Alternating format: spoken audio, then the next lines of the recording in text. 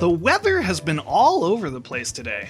First it was sunny, then it was raining, then we watched Mount Fuji erupt, but I guess that sort of thing is pretty common when you spend your whole day in a time machine.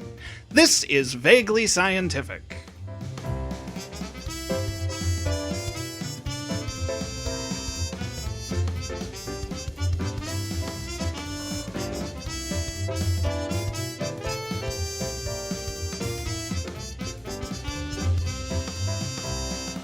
Greetings, listeners. Derek and Jim here, and we have arrived in Japan. It's sometime in the middle of 1983, and we've tracked one of our missing panelists' time signatures to what appears to be an arcade. Any sign of him, Jim? He's playing Mario Brothers. I should have guessed he'd be playing Mario Brothers. Hello, Dak! Whoa! Hey, how'd you guys get all the way back in time here? With our time machine that we definitely have. Yeah, it's a machine that can travel through time. Wait till you guys see this new crazy thing. It's a video game about a little plumber man, and you just run around this screen, and eventually there's going to be a sequel that everyone loves. Spoilers.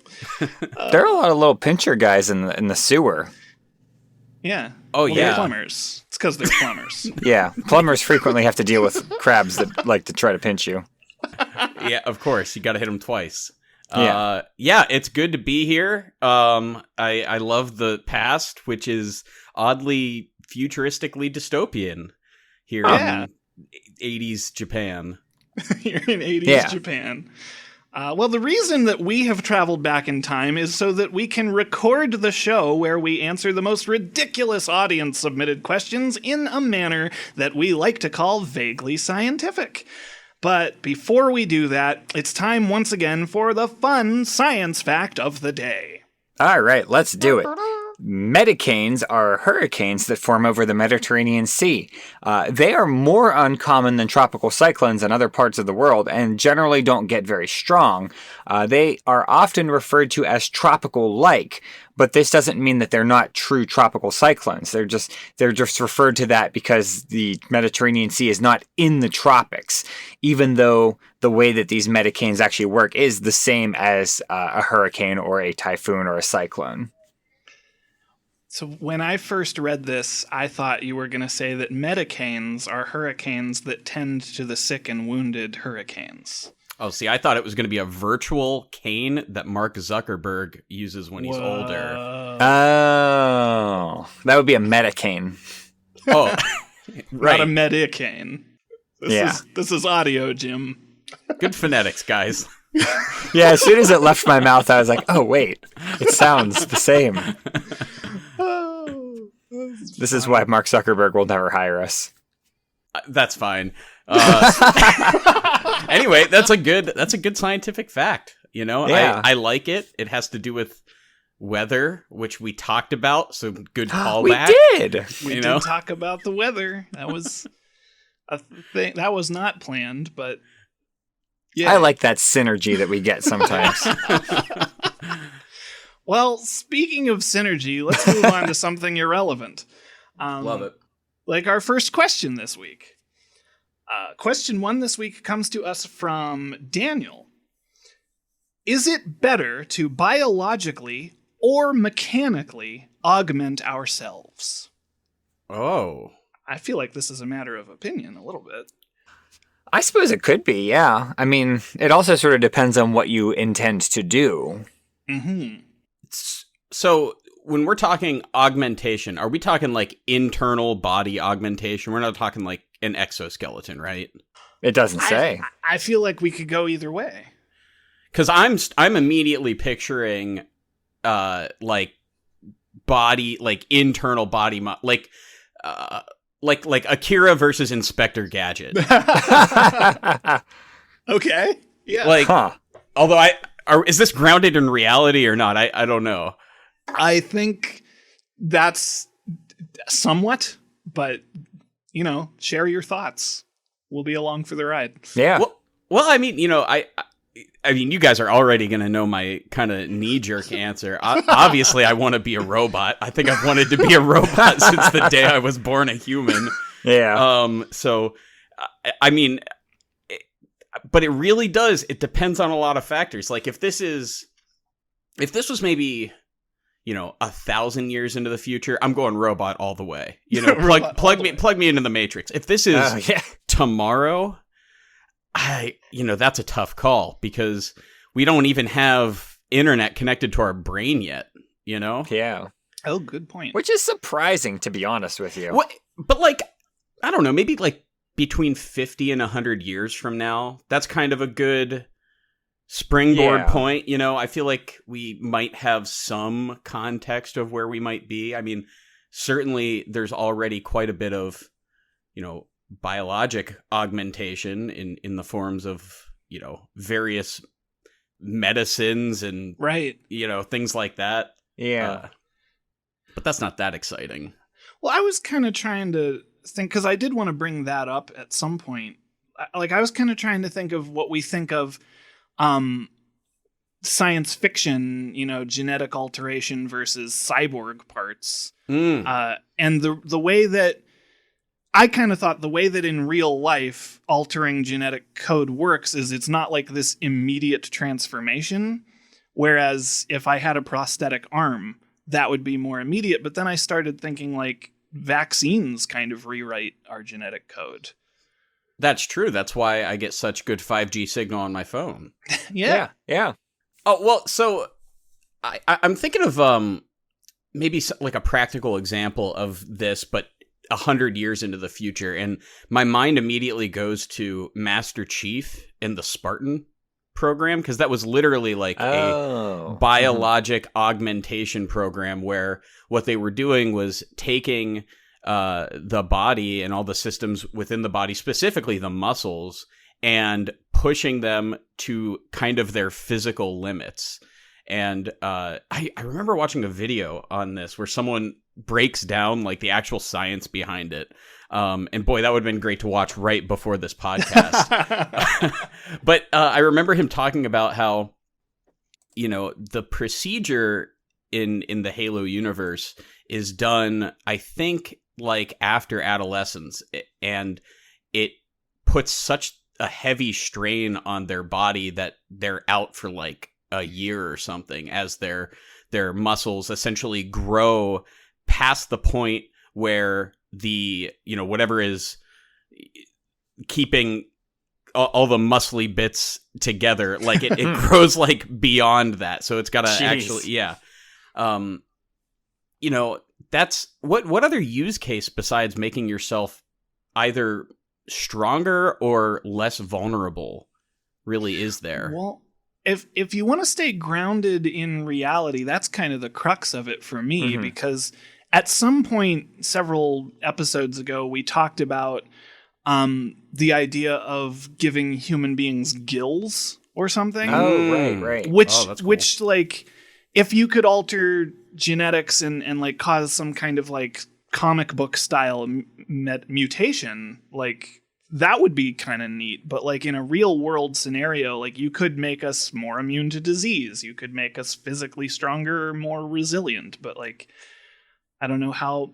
So that's kind of why I was thinking like mechanical augmentation, like a biological augmentation of, for example, like your eyes. You could maybe make your eyes see in 20/20 vision. But like a mechanical augmentation, you could add a camera, you could add thermal vision, you could add X-ray vision. Yeah. So like, I feel like there's just more possibilities with mechanical. Right. And I think one of the things with mechanical that I find more attractive is that if something breaks down, it can be replaced or repaired very, very easily. You just, swap out like parts. But on a human body, like if you have to replace something, and it requires a lot of surgery, and it requires there to be a spare part. That's why the organ donation list is, something we have, at least in the United States, we have a list like that because people have to wait for these organs to become available. You can't just go to the Best Buy and buy a new one off the shelf. Well, I think in 50 to 100 years, what if we are at that point where we're just kind of growing our own little organs, and we have, some crazy serum some stem cell business that just, you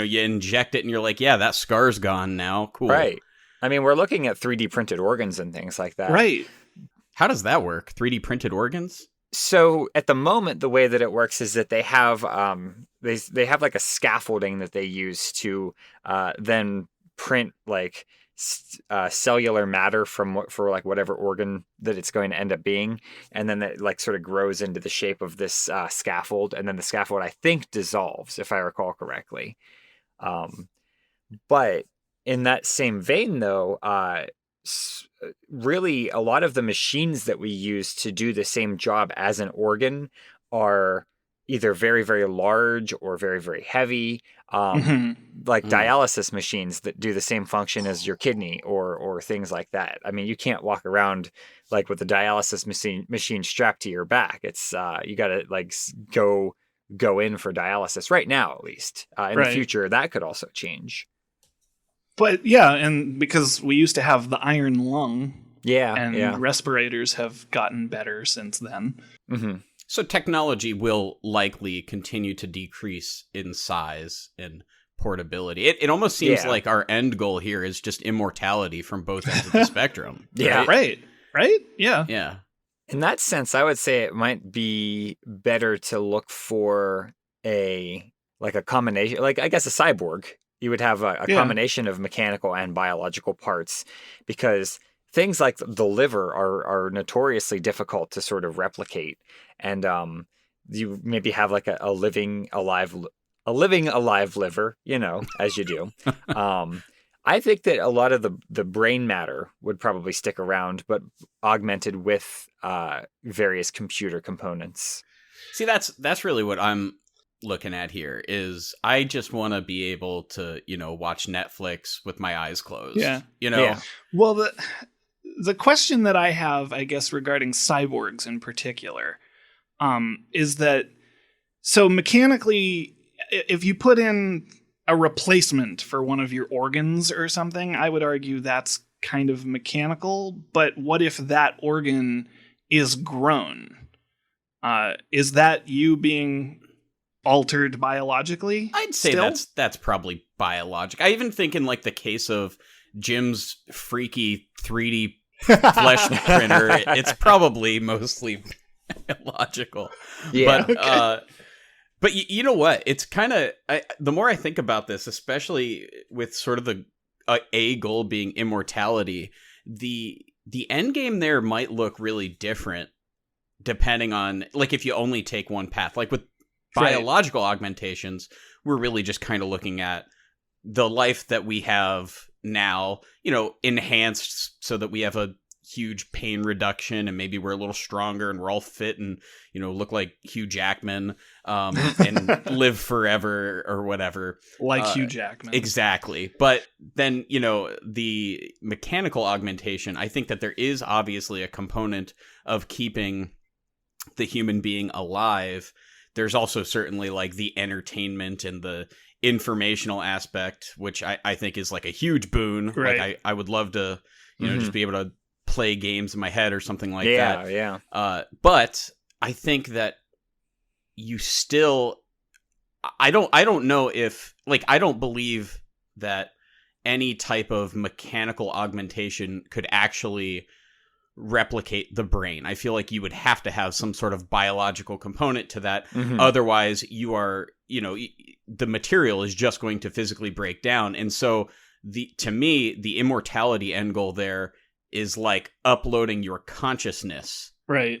Or something. Yeah. Yeah. I kind of feel that way about that. 'Cause I mean, we could talk about, is a digital clone of is uploading your consciousness to a computer just a digital clone of you? And that's, I don't like that topic. It scares me. That one's tough. Like, hey, at least somebody is you out there. Even if you're dead, at least you got a copy roaming around doing. I don't know if doing the important work. I don't know if that helps me.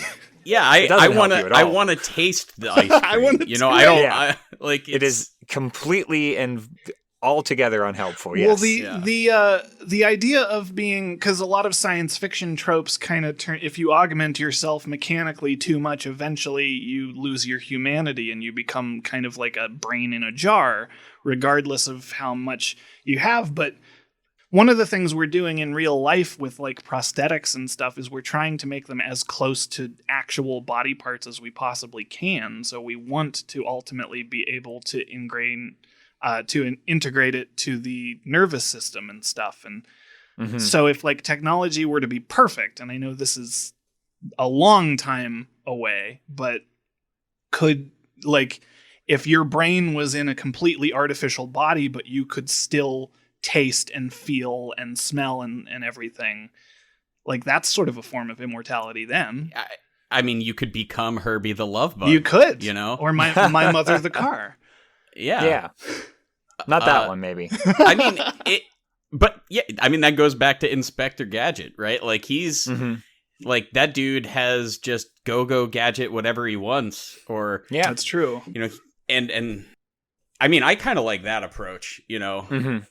Yeah, I think that like muscles and limbs, those are the kinds of things that would be augmented mechanically. Right. And then organs, I think, might still be more of the fleshy variety. Well, because that's my hesitation for like having a cool cyborg arm with like a grappling hook and laser guns and whatever else, is that like and a lighter in the thumb. And a lighter in the thumb. Like, I don't want to lose my actual arm. So like I could see it if I were to lose my arm in an accident, then like we get the prosthetic arm. But like I would be more willing to take some kind of medicine that makes my arm heal fast than I would to like actually replace it with a robot. Yeah, I mean, yeah, for sure. You know, you mentioned kind of having a different form factor if you were kind of all robot, but yeah. Why can't we do that? If we advanced, bionics enough, why can't we have a biological, like, artifice? Why can't you just insert your brain into, like, a cheetah or just some crazy, like, Rick and Morty kind of monstrosity, and then suddenly, I have, like, 9 eyeballs and, like, 2.5 brains, That's even getting to, like, if we use like biomimetics, right, and because there are animals that can see more of the light spectrum that we can, and we already mentioned gills, and like we could incorporate that quote unquote technology into it, like organic technology. Right? Yeah. I mean, and I think to some extent we can already do that with mechanical augmentation today. Like there are experiments on mice where they have an additional like visual receptor or camera hooked up to the brain that allows them to see infrared light, as like night vision. I don't think it really does like a full spectrum thing or anything. Is it sort of like one of those things where it converts the infrared light into something you can see, basically like a camera? Yeah, I think it's something like that. And I was actually talking right before this podcast. I was talking to my girlfriend Casey about this kind of stuff because she's a neuroscientist, and she was telling me how there are these optogenetic proteins that have been actually in use for people who have been blinded, and what they do is they react to a certain type of blue light. And so it's almost like the marriage of both, biological and mechanical augmentation, where they're essentially inserted into the visual receptors, and then the person has to wear a special type of glass, or like glasses that only allow them to see this blue light that affects this particular lab created protein thing. I'm not even going to pretend to understand. This is way over my head, but I was like, oh, okay. Yeah, that sounds cool. Neat. Yeah. I want that. Yeah. So I'm hearing this a lot throughout the past 15 minutes here. It seems like the answer is both. What a cop out, but it's true. Right? Yeah. I wanted to put off saying that as long as I could. I just think it's interesting that I feel like we all decided that a cyborg might be the way to go. I mean, I feel like right now it is, but that's probably because the three of us especially have been so ingrained with like cyberpunk, right? Kind of like because it's not going to be the way that you've seen it in sci-fi. That's my biggest hang up. Yeah. But I want it to be. Yeah.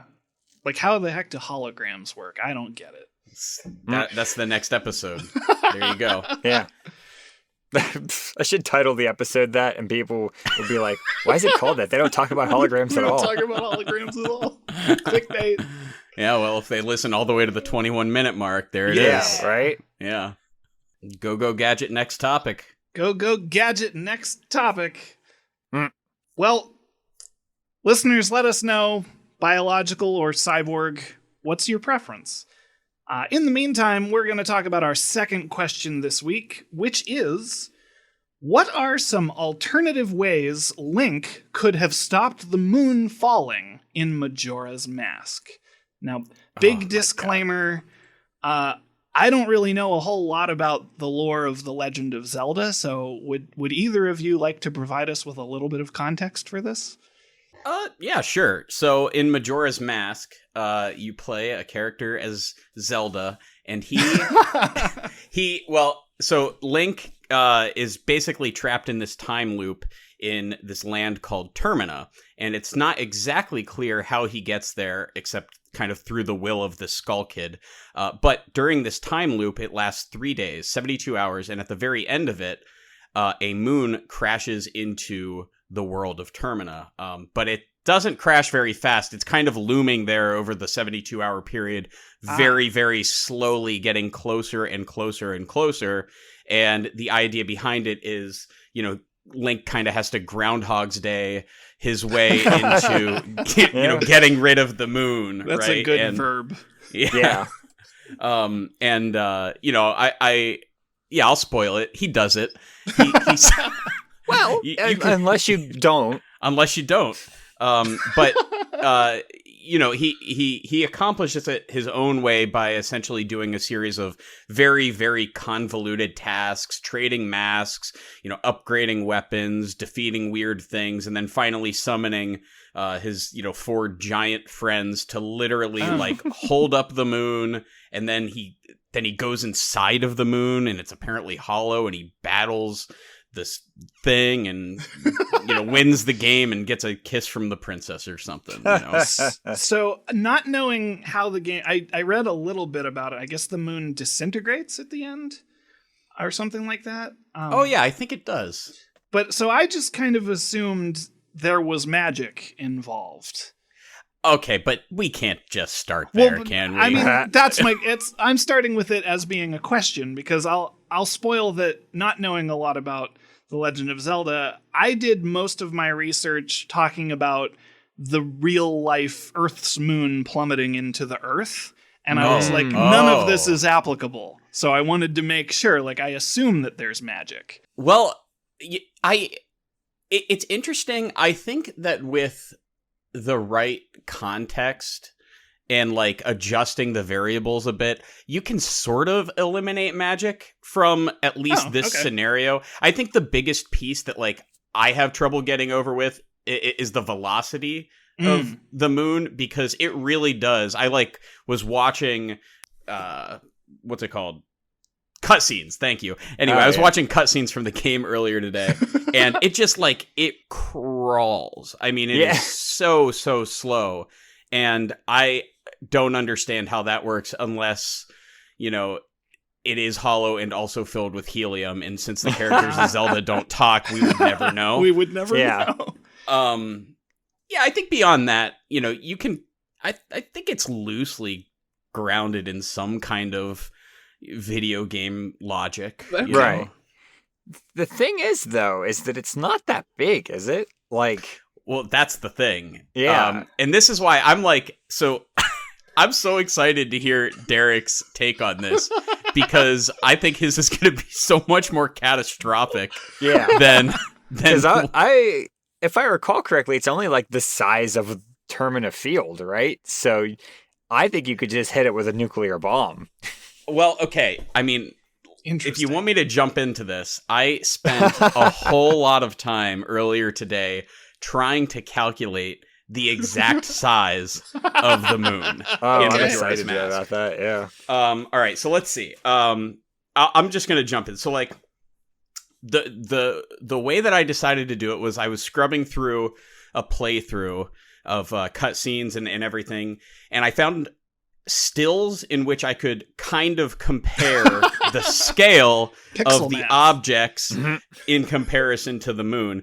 And the one that I latched onto is there's this really striking cutscene where the four giants have essentially their arms wrapped around the moon, and their hands are essentially touching. It's basically they are like the circumference of the moon. And so I was like, okay, that's a good starting point. Then there's another cutscene where you see like one of the giant's feet right beside Link, and then you get a good scale of Link compared to the giant. And through just like some random Googling, I found out that Link's height in that game is roughly 4 feet 2 inches.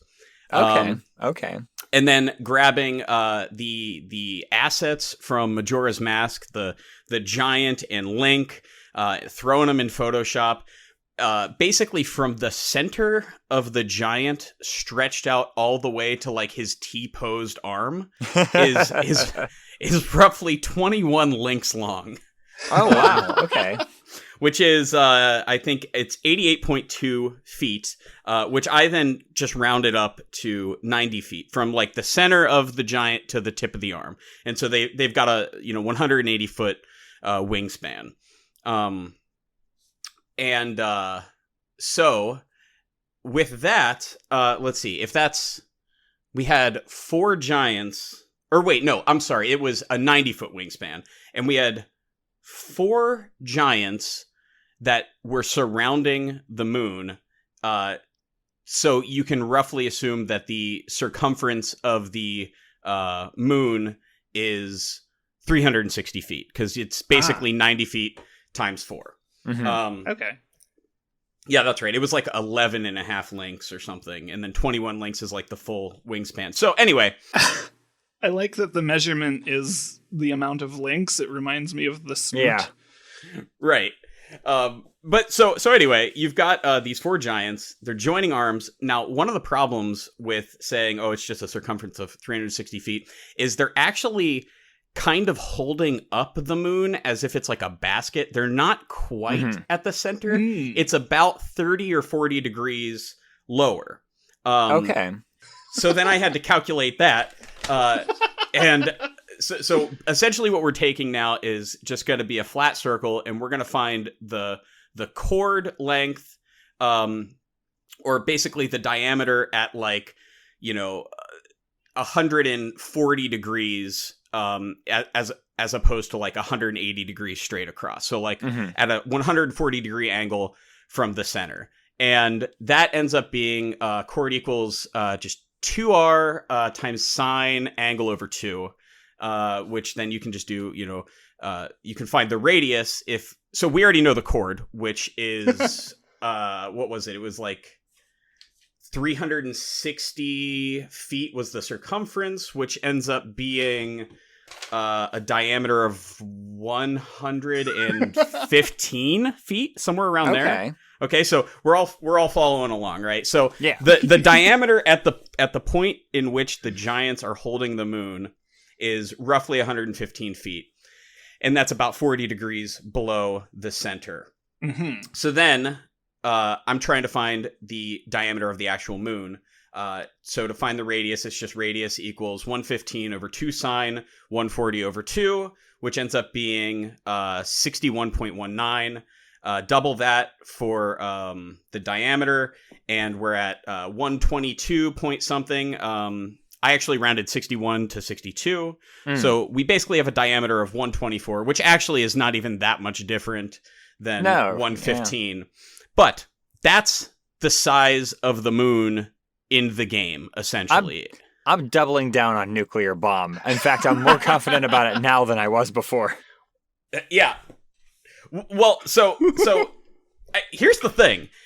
If you take the diameter of the moon, which all of this, I mean, this is just vaguely mathematic, but that's going to leave you with, so if we have, let's see, 124 feet, then 4 over 3 pi r cubed. Okay, that ends up being the volume of the moon is roughly 998,306 cubic feet. Which is very, very close to just literally 1 million cubic feet. What a nice round number. So rounding it up just by a couple thousand, we get 1 million cubic feet. Mm. So now you were researching the actual moon, right, Derek? Yeah, I mean, not as in-depth as this. Did you happen to find either the size or the mass of the real moon? I found 21.9 billion cubic kilometers. So you could convert that to feet. And which I did, and that ends up being 3.57 times 10 to the 20th cubic feet, or 357 quintillion cubic feet. So much bigger. Much, much bigger. And compared to the 1 million cubic feet, it is literally 357 trillion times larger than the Majora's Mask moon. Yeah. So it's a very, very small moon. I mean, it's basically an asteroid. You know, it's actually even a very small asteroid when you think about it. I was going to say it's actually substantially smaller than the Tunguska event asteroid, which was estimated to be somewhere between 300 and 600 feet across. So it's like half that size. And that was probably at terminal velocity, too. Yeah, I think, that's right. This one's like, rolling down a hill here. Yeah. The Chelyabinsk meteor, I believe, was 60 meters, which would be roughly like 190 feet or so. I think that's, maybe I'll look that up. But, I mean, it's not even like a big meteor. It's like an okay-sized meteor. Right. And I mean, so we're looking at something relatively small in comparison to the real moon. So then the next step was obviously we got to figure out the mass.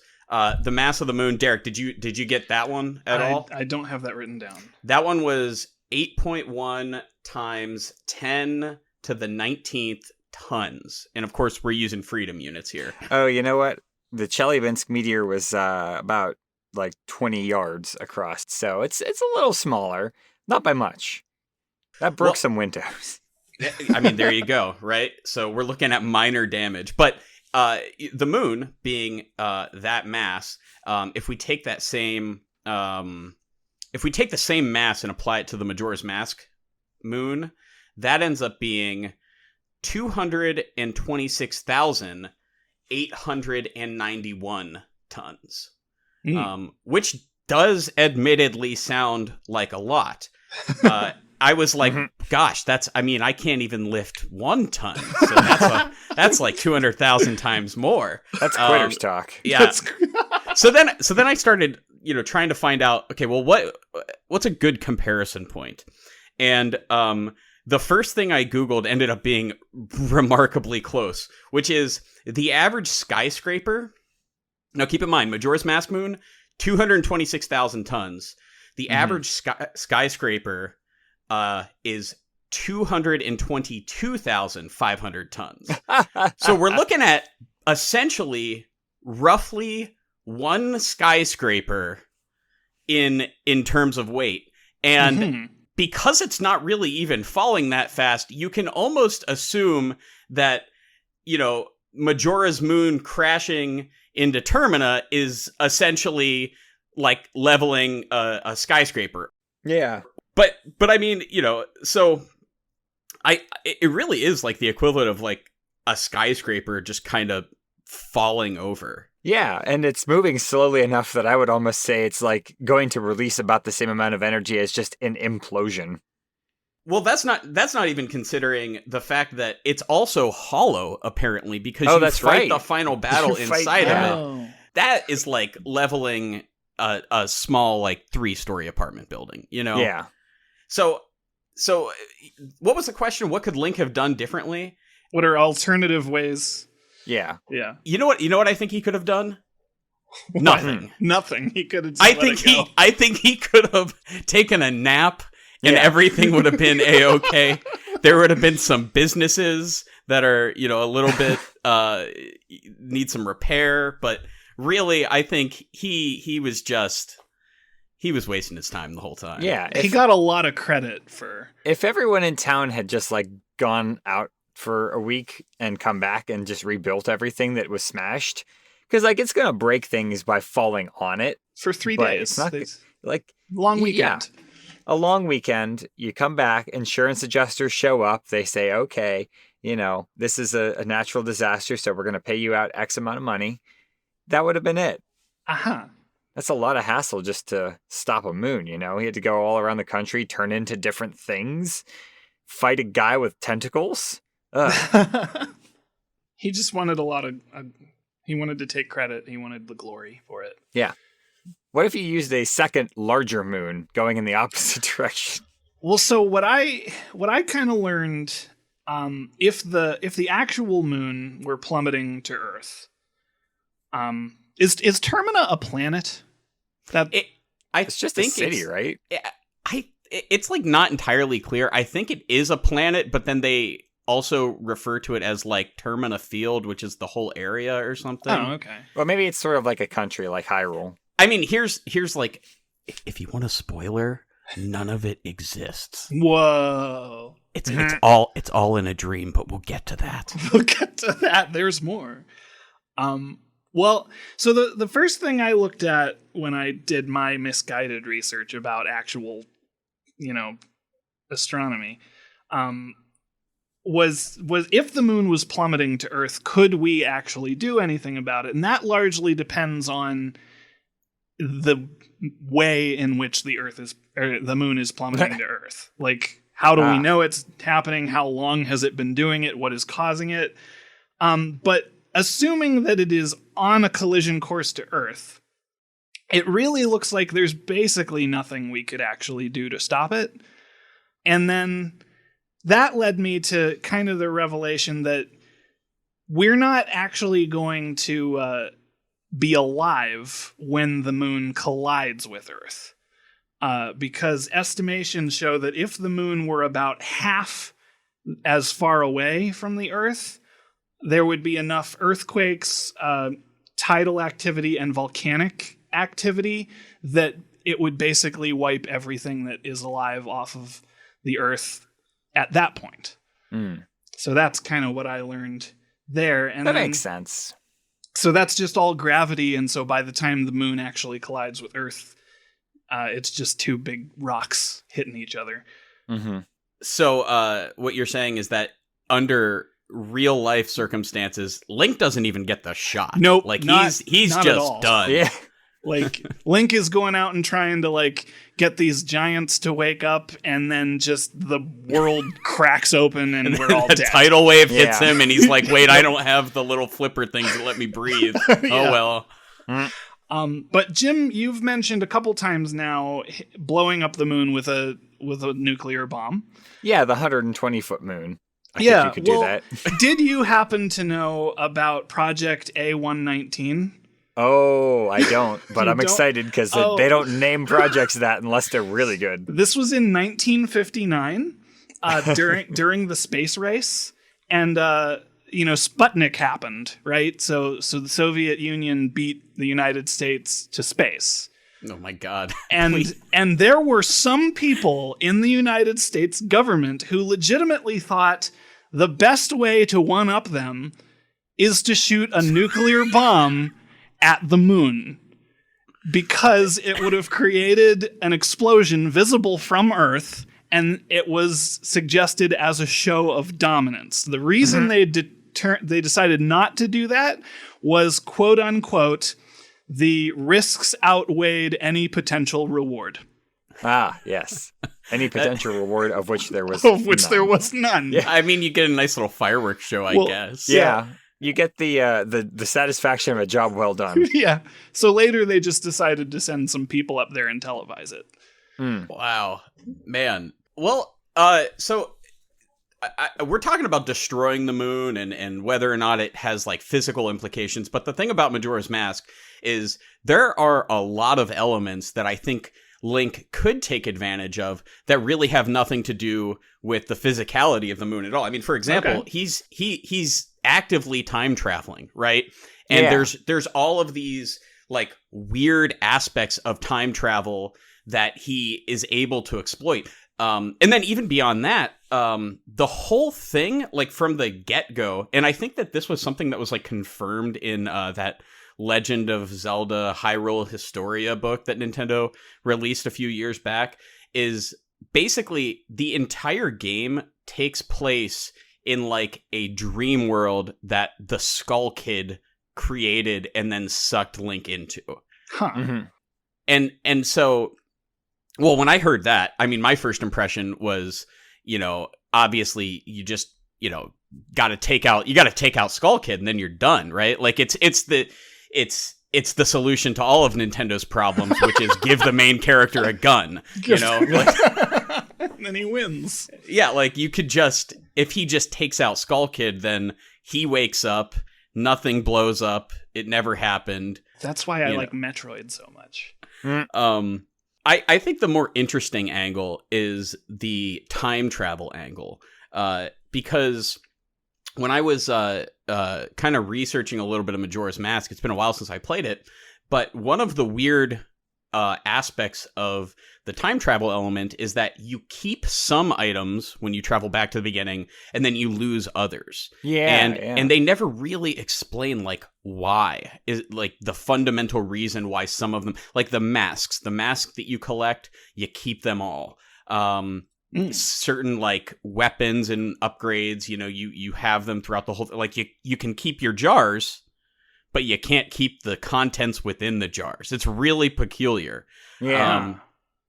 So that kind of got me thinking, and I'm just pitching this to the class here, but like, how could he utilize these weird time travel elements to maybe, amass some crazy number of, I don't know, rupees, and then, buy something that like, stops this relatively tiny moon, or, what could he do there? Can he just create his own little wormhole and just buzz off, Well, so actually that makes me think of a real life idea of how we could maybe stop an asteroid from hitting the Earth. And that is to fire a bunch of smaller asteroids near it, just enough to cause the gravity from the smaller asteroid to deflect the larger one with their gravity. So you have to do a whole bunch of these over the course of like an orbit. But these smaller asteroids, their little bit of gravity will nudge the bigger one slowly to the side until eventually it misses. So you just get, 999 rupees and just throw them or fire them out of a cannon one at a time, very into the near the path of the moon, and just divert it a little bit. I love that. That's great. Yeah. I mean, this is like him, essentially setting up, a Home Alone house for just this moon to run into. And from the moon's perspective, it happens instantly, but then he's been setting it up for like the last 4 millennia. I now want there to be a remake / crossover of Groundhog's Day and Home Alone. Oh my God, that'd be such a good movie. That's 2 good crossover movies we came up with. Yeah. That one and Akira versus Inspector Gadget. Oh man.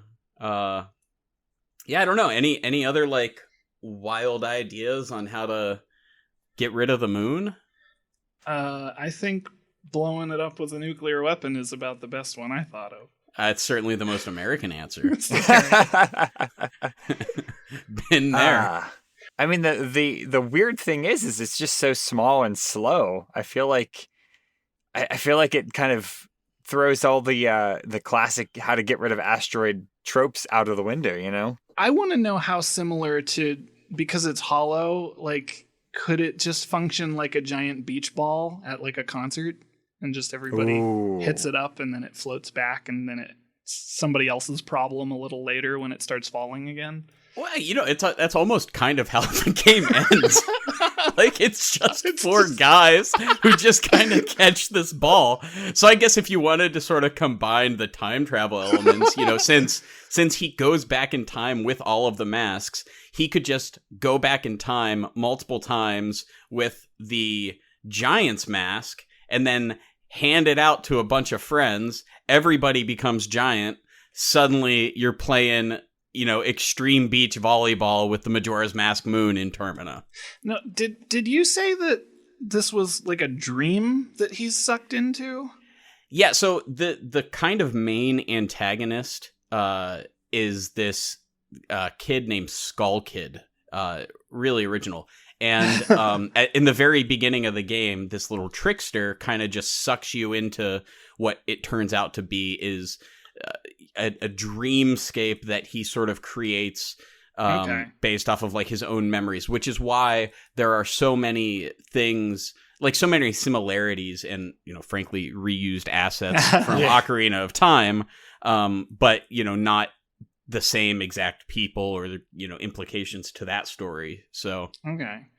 Well, then my last thought that I can come up with, I guess, is they need to enlist the help of Freddy Krueger. Oh, there it is. That's the move. That's the move. Yes. Man. Freddie Krueger and Leonardo DiCaprio so that they can keep incepting deeper and deeper. Ooh, yeah. And eventually you end up in Link's Awakening, because that one's also a dream. And then he wakes up. Yeah. How do we know that Link's Awakening doesn't take place in a dream within Majora's Mask? Whoa. Well, we don't. I don't That's know true. that at all. Yeah, exactly. All of the various timeline theories, they could all just be dreams within other timelines, and they just go back and forth. Oh man, yeah. It turns out he's just a dream jumper. Yeah, and then at the very end, it's the kid from St. Elsewhere playing with the snow globe. Deep cut. Yeah, I don't know how many people are going to get that reference anymore. It's fine. They have Google. That's true. The only other thing I could think of is if you guys have ever watched those crazy TAS videos where they do arbitrary code execution, like inside of Ocarina of Time and Majora's Mask, and just like warp to the end. Maybe there's some series of specific movements Link can do within the game to essentially rewrite the code and turn it into edible confetti that rains over the town of Termina. And Link just has to become Neo. Is the answer. Oh my god! And that should be the next Zelda game, alright? Yeah. That should be it. I played Path of Neo on GameCube, and it was better than it probably should have been. Yeah, it was not a bad game. I know. That's another one I never played. Well, at this point, I think I'm going to ask the listeners, is it better to biologically or mechanically stop the moon from falling? I'm going to have fun with that one, I guess. Jim, do we have any listener mail? We do. And as always, if you want to send us listener mail, you can email us at feedback@vaguelyscientific.com. You can comment on our blog. You can like us on Facebook. You can tweet @vaguelysci. And this time we actually have 3 listener mails because they were all so interesting and they all pertained to episode 103. And I was like, I'm just going to do them all together. So this first one comes to us from Michelle, who says, I love audiobooks. Someone is reading me a story, and this keeps me company while I drive my car or paint my basement. Sorry you didn't mention audiobooks in your discussion. I enjoyed your talk of ebooks versus solid books very much. Of the two, I prefer a bookshelf full of books I can touch, though I hate that they have to be dusted. Mm-hmm. Yeah, preach. Yeah. Audiobooks are really a very different kind of beast compared to the other two, I guess. And we didn't really talk about them. I'm a little surprised none of us thought to mention them because, like, I grew up with like the old books on tape for children, and I always liked the idea of like following along to something. Yeah. New. Oh, so you do the audiobook and the real book. So I have focus issues. And we all have ADD. It's we all have. So that's why it takes me forever to read a book. So like if I'm listening to an audiobook, I'll fall asleep or get distracted. If I'm reading a book, I'll get impatient. But if I do both, it like forces me to stay on task. Oh, that's a good strat. Yeah. Yeah. So this next listener mail comes to us from Saber, also about episode 103. And Saber says, "Good morning, friends. Having just listened to your episode, I wanted to remark how losing electronic text / fanfics due to purges / deletion has already occurred. In May 2012, fanfiction.net enacted a massive purge of content, most of it adult, without informing the creators. Since a lot of folks had not been self-archiving their work, a majority of these works were forever lost. You can find a lot of information on various places about the purge, but a majority of the group who had lost their work migrated to an archive of our own, which is a nonprofit that is open to all stories. This is why I try to keep backups of everything. It truly can be deleted if it's on the internet. Thank you for a great show as usual. Sincerely, Saber." Wow, I had no idea about that. So you were right, Jim. Yeah, that's so fascinating because we talked a whole lot about that, and my sort of brain meat was like, oh yeah, once it's on the internet, it just exists forever because there's always redundant copies on the internet. But apparently that's not the case. So I mean, lost media in general, I feel like is such a crazy concept because I take for granted the things that I've experienced in my life because I'm always just like, oh yeah, I mean that's somewhere, right? I can watch that later. Yeah. Man, that's interesting. I didn't know about the fanfiction.net purge. I mean, all of those, Sonic and Shadow. It's Sonic and Shadow. Sonic and Shadow. Is that the one? Yeah. I always think of the really old episodes of Doctor Who that were all lost in a fire, and they were like the only copies they had of those. Is that most real? Of them are gone. Yeah, like over half of the second Doctor's episodes are just gone. I think some of them have a lot of audio because they stored audio and video separately, but like most of them are gone. This is a tangent you might want to cut, but speaking of lost media, there was an old anime, like an OVA or a movie or something that Dave and I grew up. We had it on VHS and we watched it all the time. And it was a magical girl anime called Gigi and the Fountain of Youth. Oh, that sounds familiar. Years and years went by and I was like, I want to watch this. I'm going to look it up on YouTube because YouTube exists now. And I found out you can't find it anywhere. I went so far as to learn that this was the American title of a character called Magical Princess Minky Momo, and that she had a whole series, but this specific movie just didn't exist anywhere. And one day I happened to find somebody had ripped the English audio and just put that on YouTube. And then so I went and I found a French dub, and I merged them together. I have so many subscribers to that YouTube account that I do nothing with just because so I left it up because I was like, people need to be able to find this. Yeah. Oh man. Wow. Good on you. You're fighting for the cause. Yep. That's impressive. That's cool. So last email here comes to us from Anne, who says, Dante's Inferno is technically a self-insert fanfic. There's less distinction between what humanity values than we think. Dante's Inferno is he just wanted to depict a bunch of his personal enemies as being in hell. Yeah. It's very funny because you think about like, oh, it's high art, it's high literature, but no, it was just him being mad. Yeah. Wow.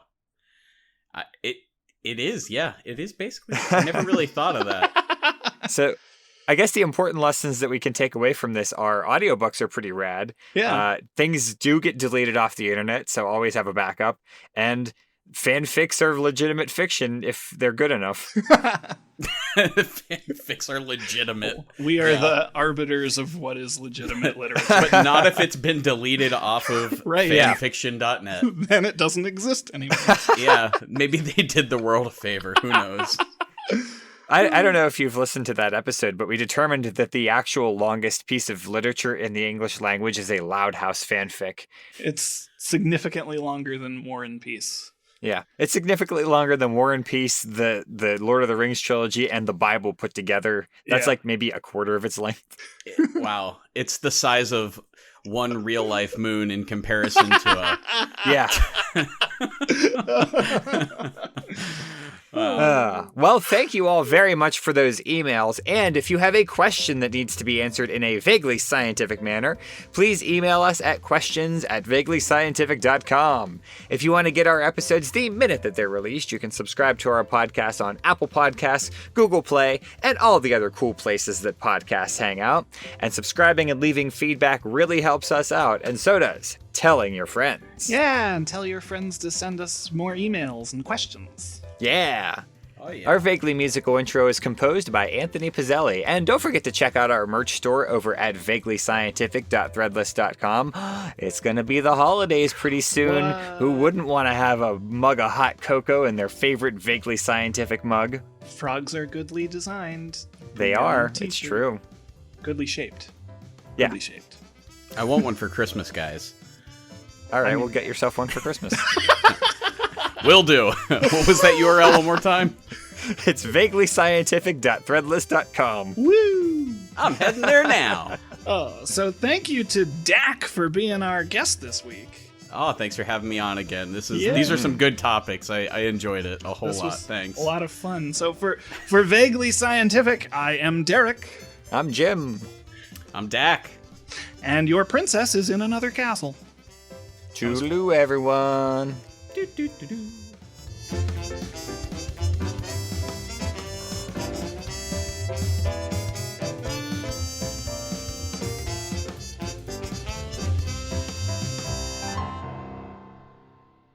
All right, if we're all recording, I'm going to do our countdown. I'm going to count down from 3 to 1, and then Ooh, on the yeah. go that would come after 1. If you also imagine it, you'll just clap one single time so that we all have an Sorry, audio can you explain? Can I don't understand how I have to imagine it. Okay, so what I'm going to do is I'm going to count Yep. down from 3 to 1, and sometimes And then on people 1 will go, well, no, like not on 1, but Okay. like if you so sometimes when people say 3, 2, 1, they'll 3, also 2, then 1. say go. Go 3, 2, Oh, 3, yeah, 1. yeah, Go. yeah. You're gonna say go, and then we're gonna. But clap. I'm not gonna say go though. So Like I'm not. So we I'm never not gonna clap.